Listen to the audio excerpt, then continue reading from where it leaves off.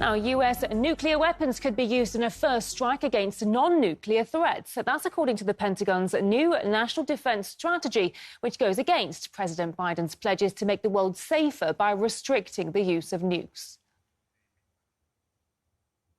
We concluded a thorough review of a broad range of options for nuclear declaratory policy, including both for non-first use and sole-purpose policies, and concluded that those approaches would result in an unacceptable level of risk in the light of the range of non-nuclear capabilities being developed and fielded by competitors that could inflict strategic-level damage to the United States and its allies and partners. The U.S.'s new defense strategy, in fact, does not rule out the use of nuclear weapons against non-nuclear threats. It has maintained a controversial first strike policy that Biden earlier suggested wouldn't be needed anymore. So apparently the U.S. president has changed his mind. And Pentagon's new strategy, in fact, looks very similar to what used to be under the Trump administration.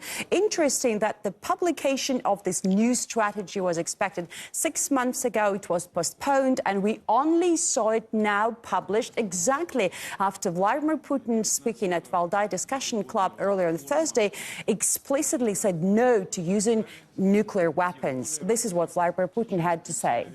We have never said anything about the possible use of nuclear weapons by Russia, but only hinted at statements made by the leaders of Western countries. Back when Liz Truss was Prime Minister in the UK, she told the press that Britain is a nuclear power and it is the PM's job to use it, and she would do so. It's not verbatim, but close. She said, "I'm ready for it." And no one reacted. The young woman is a bit out of her mind. How can one say such things in public? The U.S. president, though, questioned Putin's words, claiming that talking about nuclear weapons actually means that Moscow is ready to use it. And that is an ironic claim, given that that's exactly what we keep hearing from the White House every day, nuclear weapons. And plus, Putin himself explained that Moscow had to rise up this issue following the West's push for that. If he has no intention, why does he keep talking about it?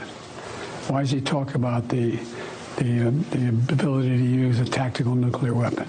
Well, now, you touched on this before in your previous comments, Marie, but how does this new strategy appear at odds with Joe Biden's previous statements regarding nukes?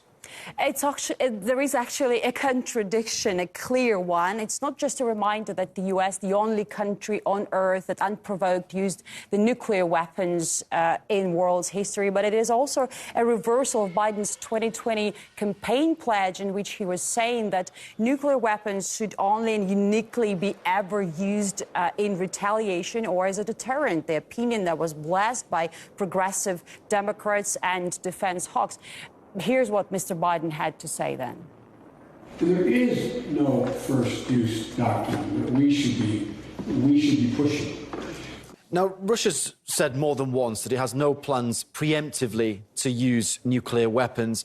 What steps do we see from the West to de-escalate the situation? Ironically, Peter, we see the opposite and opposite steps. According to a U.S. diplomatic cable, Washington is now speeding up its plans to upgrade nuclear weapons in Europe, with even analysts criticizing the move as an unnecessary rush. Asked for comment, Pentagon spokesperson answered that it is in no way linked to current events in Ukraine and it was not sped up in any way. But that is not exactly true, because we know the delivery was scheduled for next spring and it is happening this December. So it does look like a push for a race. The new U.S. defense strategy also focuses on the rising might of China. The Americans say Beijing poses the greatest challenge to Washington's global influence. We got some reaction and insight from former Pentagon senior security policy analyst Michael Malouf. Well, China has the second largest economy in the world, and it is basically, from the Pentagon's perspective, the ultimate, quote, threat, end quote, and in the years to come, because it has ramped up its military development programs, and it has greater numbers of ships than the United States does right now. And I think that between now and 2050, it is projected by the Net Assessment Office at the Pentagon that it's going to be China that the U.S. is going to have to deal with as the competitive world power. But the Chinese are taking a different tact, which is more construction in underdeveloped countries of the world. That by itself is a challenge to U.S. dominance in the world. So we're going to see this as a prolonged conflict, competitively at least, for years to come.